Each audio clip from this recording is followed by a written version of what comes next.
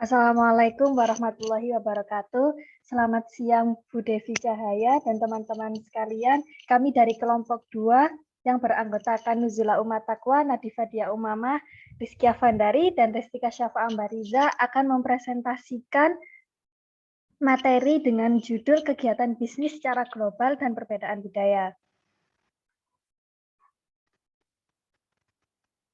Untuk submateri kali ini, yang pertama ada perbedaan kultur antar negara, yang kedua perbedaan kultur mempengaruhi nilai-nilai dalam dunia kerja, yang ketiga relevansi aktivitas bisnis internasional dan perbedaan budaya, dan yang terakhir mini case study.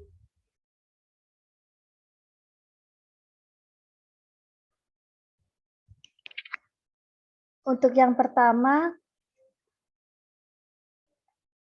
perbedaan kultur antar negara. Pengertian budaya sendiri, menurut Hofstede dan Namenwith, budaya dilihat sebagai sistem nilai dan norma yang dimiliki bersama di antara sekelompok orang dan membentuk desain kehidupan. Dengan kata lain, nilai adalah asumsi bersama tentang bagaimana segala sesuatu berjalan sesuai dan seharusnya. Yang selanjutnya, budaya, masyarakat, dan bangsa negara. Masyarakat sendiri merupakan sekelompok orang yang memiliki nilai dan norma yang sama, yaitu orang-orang yang terikat oleh budaya yang sama. Negara mungkin akan berisi satu budaya atau beberapa budaya. Seperti contohnya di negara Perancis, bisa dipikirkan sebagai perwujudan politik budaya Perancis. Negara Kanada sendiri yang juga memiliki 3 budaya, yang pertama budaya Anglo, budaya Quebeco, dan penduduk asli Amerika. Begitu juga dengan negara-negara di Afrika yang memiliki perbedaan cukup penting antar suku kelompok, seperti pada awal 90-an ketika Rwanda dibubarkan, itu membuat perang saudara antara dua suku, yaitu suku Tutsi dan Hutu. Yang selanjutnya penentu budaya. Nilai dan norma suatu budaya itu tidak muncul secara utuh. Mereka berevolusi dari sejumlah faktor, termasuk politik, ekonomi, struktur sosial suatu masyarakat, agama, bahasa, dan pendidikan yang dominan. Filosofi-filosofi ini jelas mempengaruhi sistem nilai suatu masyarakat. Misalnya, nilai yang ditemukan di negara Korea Utara sebagai negara komunis, mereka itu pasti lebih menuju pada kebebasan, keadilan, dan pencapaian individu. Yang tentu, hal ini sangat berbeda dengan Amerika Serikat, karena setiap masyarakat akan melakukan kegiatannya menurut filosofi politik dan ekonomi yang berbeda. Yang terakhir, ada kultur bisnis atau budaya bisnis. Kesuksesan bisnis di berbagai negara membutuhkan literasi lintas budaya. Dengan memahami perbedaan lintas budaya ini, dapat mempengaruhi cara bisnis dipraktekkan di dalam negeri sendiri. Akhir-akhir ini, komunikasi sudah global, transportasi sudah cepat, pemasaran sudah mencakup di seluruh dunia, era desa global sudah semakin dekat. Di bawah modernisasi, perbedaan budaya yang mendalam tetap ada. Seperti orang Barat pada umumnya, khususnya di Amerika, mereka cepat menyimpulkan bahwa orang-orang dari negara belahan dunia lainnya juga memakai jeans warna biru, mendengarkan musik Barat, makan di McDonald, minum Coca-Cola, dan menerima prinsip dasar budaya Barat atau Amerika. Tentu hal ini tidak benar.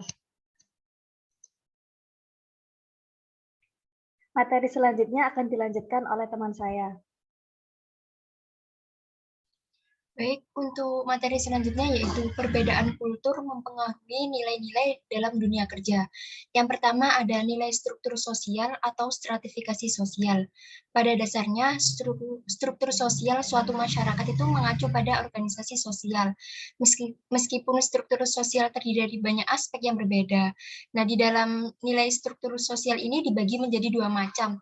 Yang pertama ada kelompok. Kelompok sendiri merupakan sebuah asosiasi dari dua atau lebih individu yang memiliki rasa identitas bersama dan yang berinteraksi satu sama lain dalam cara yang terstruktur atas dasar seperangkat harapan yang sama tentang perilaku satu sama lain. Yang kedua ada kehidupan sosial manusia yang merupakan kehidupan kelompok. Individu terlibat dalam keluarga, kelompok kerja, kelompok sosial, kelompok rekreasi, dan sebagainya. Yang selanjutnya ada stratifikasi sosial. Nah, di stratifikasi sosial ini juga dibedakan menjadi dua, yaitu Yang pertama ada sosial mobilitas. Sosial mobilitas ini mengacu pada sejauh mana individu dapat bergerak keluar dari strata di mana mereka dilahirkan. Mobilitas sosial bervariasi secara signifikan dari masyarakat ke masyarakat. Yang kedua ada sistem kelas. Sistem kelas ini yaitu bentuk stratifikasi sosial yang tidak terlalu kaku atau bentuk stratifikasi terbuka di mana posisi yang dimiliki seseorang sejak lahir dapat berubah melalui pencapaian atau keberuntungannya sendiri. Individu yang lahir dalam kelas di bagian bawah hierarki dapat naik. Sebaliknya, individu yang lahir dalam kelas di puncak hierarki bisa mengalami penurunan kelas ke yang paling bawah. Yang kedua ada nilai sistem agama dan etika. Agama dapat didefinisikan sebagai sistem kepercayaan dan ritual bersama yang berkaitan dengan alam suci. Sistem etika mengacu pada seperangkat prinsip atau nilai moral, yaitu digunakan untuk membimbing dan membentuk perilaku. Sebagian besar sistem etika dunia adalah produk dari agama. Hubungan antara agama, etika, dan masyarakat sangat halus dan kompleks. Di antara ribuan agama di dunia saat ini, ada 4 agama yang mendominasi dalam hal jumlah pemeluknya. Yang pertama ada Kristen dengan 1,7 miliar penganut, yang kedua Islam dengan sekitar 1 miliar penganut, yang ketiga ada Hindu dengan 750 juta penganut, terutama yang ada di negara India, dan yang keempat ada Buddhisme dengan 350 juta penganut. Selanjutnya yang ketiga ada nilai bahasa. Salah satu nilai yang dapat terlibat di negara berbeda adalah bahasa. Bahasa sendiri adalah kata yang diucapkan dan sarana komunikasi yang terucapkan. Bahasa merupakan salah satu ciri khas dari sebuah budaya. Di dalam nilai bahasa sendiri dibedakan menjadi 2. Yang pertama ada bahasa lisan. Bahasa lisan itu bentuk komunikasi pada manusia yang menggunakan kata-kata yang diturunkan dari kosakata yang besar. Yang kedua ada bahasa yang tidak tertulis, yaitu bahasa yang tidak diucapkan dan lebih mengacu pada komunikasi nonverbal atau bahasa isyarat. Yang terakhir ada nilai pendidikan. Nilai pendidikan ini dari perspektif bisnis internasional, salah satu aspek penting dari pendidikan adalah perannya sebagai penentu keunggulan kompetitif nasional. Tersedianya kumpulan tenaga terampil dan pekerja terdidik tampaknya menjadi penentu utama kemungkinan keberhasilan ekonomi negara. Tidak hanya sistem pendidikan yang baik yang menjadi penentu keunggulan kompetitif nasional, tetapi juga merupakan faktor penting yang memandu lokasi pilihan bisnis internasional tersebut. Yang selanjutnya ada perbedaan kultur mempengaruhi nilai-nilai dalam dunia kerja. Menurut Hofstede, budaya berhubungan dengan nilai-nilai di tempat kerja dibagi menjadi 4 dimensi sebagai berikut. Yang pertama ada dimensi jarak kekuasaan. Dimensi jarak kekuasaan itu yaitu berfokus pada bagaimana masyarakat menghadapi fakta bahwa orang tidak setara dalam kehidupan fisik dan intelektual. Yang kedua ada dimensi penghindaran ketidakpastian. Di dimensi penghindaran ketidakpastian ini lebih mengukur sejauh mana perbedaan budaya mensosialisasikan anggotanya untuk menerima situasi yang ambigu dan mentoleransi ketidakpastian. Yang ketiga ada dimensi individualisme versus kolektivisme yang lebih berfokus pada hubungan antara individu dan rekan-rekannya. Dalam masyarakat individualistis, ikatan antar individu yang longgar dan pencapaian serta kebebasan individu sangat dihargai. Yang keempat ada dimensi maskulinitas versus feminitas, lebih melihat hubungan antara gender dan peran kerja. Dalam budaya maskulin, peran kerja dibedakan secara tajam seperti pencapaian dan pelaksanaan kekuasaan yang efektif. Untuk materi selanjutnya akan dijelaskan oleh rekan saya. Selanjutnya referensi antara aktivitas bisnis internasional dengan isu-isu etikal. Berikut beberapa karakteristik kebudayaan yang perlu diperhatikan karena mempunyai relevansi dengan bisnis internasional. Yang pertama, kebudayaan mencerminkan perilaku yang dipelajari yang diturunkan satu anggota ke anggota masyarakat yang lainnya. Yang kedua, unsur-unsur kebudayaan saling terkait seperti agama, struktur sosial, terus pendidikan, dan lainnya. Yang ketiga, kebudayaan sanggup menyesuaikan diri. Artinya kebudayaan ini berubah sesuai dengan kekuatan-kekuatan eksternal yang mempengaruhi masyarakat tersebut. Dan yang keempat, kebudayaan dimiliki oleh anggota-anggota masyarakat tersebut, dan tentu saja menentukan keanggotaan masyarakat tersebut. Orang-orang yang sama-sama memiliki suatu kebudayaan adalah anggota suatu masyarakat. Orang-orang yang tidak memilikinya berada di luar batas-batas masyarakat.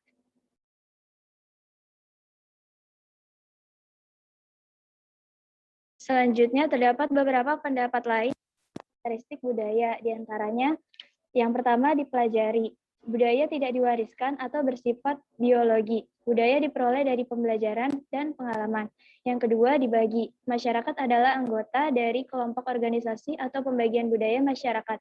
Budaya tidak spesifik pada perorangan atau individu. Yang ketiga perubahan generasi. Budaya bersifat melewati dari generasi yang satu ke generasi yang lainnya. Yang keempat, simbolik. Budaya sebagai tanda atau ciri khas di mana banyaknya perbedaan budaya di setiap daerah. Yang kelima, diteladani. Budaya mempengaruhi struktur dan terintegrasi. Perubahan dari satu bagian akan membawa perubahan pada bagian lain. Dan yang keenam, penyesuaian. Masyarakat akan berubah dan menyesuaikan pada budayanya masing-masing di setiap daerah.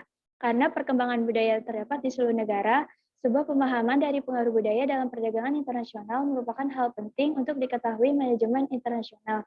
Jika manajemen internasional tidak mengetahui sesuatu tentang budaya dari negara lain yang mereka tuju untuk berbisnis, maka hal tersebut akan menimbulkan bencana bagi perusahaan. Selanjutnya akan dilanjutkan.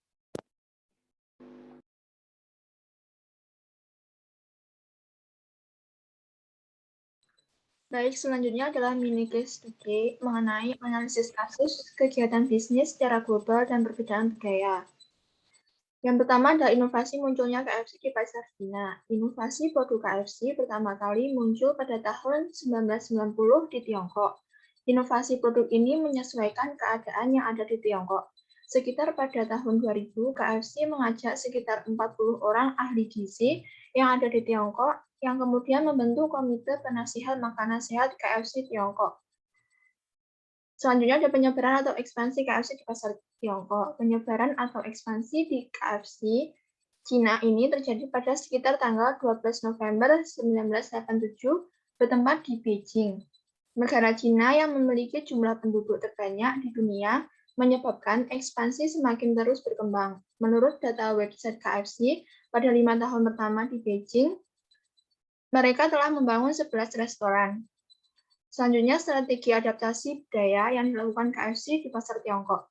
Strategi adaptasi budaya yang dilakukan KFC di Cina dimulai dengan menentukan target-target atau pangsa pasar dari KFC untuk semua anggota keluarga, dari anak-anak sampai dengan orang tua.